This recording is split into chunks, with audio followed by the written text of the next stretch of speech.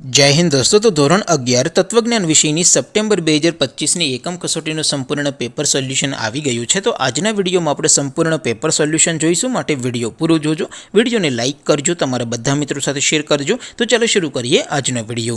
દોસ્તો ધોરણ 11 તત્વજ્ઞાન વિષયની સપ્ટેમ્બર 2025ની એકમ કસોટીનું સંપૂર્ણ પેપર સોલ્યુશન PDF ફોર્મેટમાં ડાઉનલોડ કરવા માટેની લિંક આ વિડીયોના ડિસ્ક્રિપ્શનમાં આપેલી છે। તેના પર ક્લિક કરીને તમે ક્વેશ્ચન પેપરની અને તેના સંપૂર્ણ પેપર સોલ્યુશનની બંને પીડીએફને સૌથી પહેલાં ડાઉનલોડ કરી શકો છો। અથવા તો દોસ્તો પેપર સોલ્યુશનની પીડીએફ ડાઉનલોડ કરવા માટે તમારે ગૂગલ ઉપર સર્ચ કરવાનું છે www.mygkguru.in। આ વેબસાઇટ તમે સર્ચ કરશો એટલે જે પહેલી લિંક આવશે એના ઉપર તમારે ક્લિક કરવાનું છે। જેવું ક્લિક કરશો એટલે સોલ્યુશન માટેની mygkguru.in આ વેબસાઇટ ઓપન થઈ જશે। વેબસાઇટ ઓપન થયા પછી તમે સ્ક્રોલ કરીને થોડાક નીચે જશો તો ત્યાં તમને એકમ કસોટીના સોલ્યુશન માટેના ધોરણ વાઇઝ લીલા રંગના બોક્સ જોવા મળશે। દોસ્તો અહીંથી તમે કોઈ પણ ધોરણની બધા જ વિષયોની એકમ કસોટીના ક્વેશ્ચન પેપર અને તેના સંપૂર્ણ પેપર સોલ્યુશનની પીડીએફને સૌથી પહેલાં ડાઉનલોડ કરી શકો છો। જેમ કે દોસ્તો અત્યારે હું ધોરણ 11 માટે ધોરણ 11 વાળા બોક્સ ઉપર ક્લિક કરીશ। જેવું ક્લિક કરશો એટલે નવું પેજ ઓપન થશે।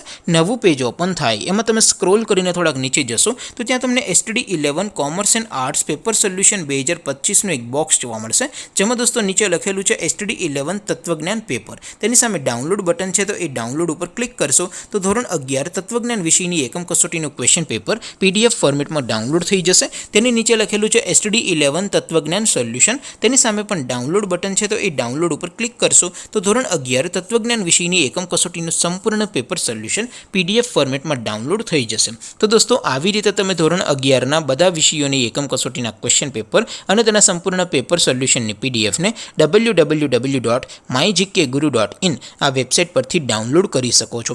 તેમ છતાં કોઈ ક્વેરી હોય, કોઈ પ્રશ્ન ન સમજાતો હોય તો નીચે કોમેન્ટ કરીને પૂછી શકો છો। અધરવાઇઝ આપણે નવા વિડીયોમાં મળીશું, ત્યાં સુધી રજા આપો। આવજો દોસ્તો, જય હિન્દ, વંદે માતરમ।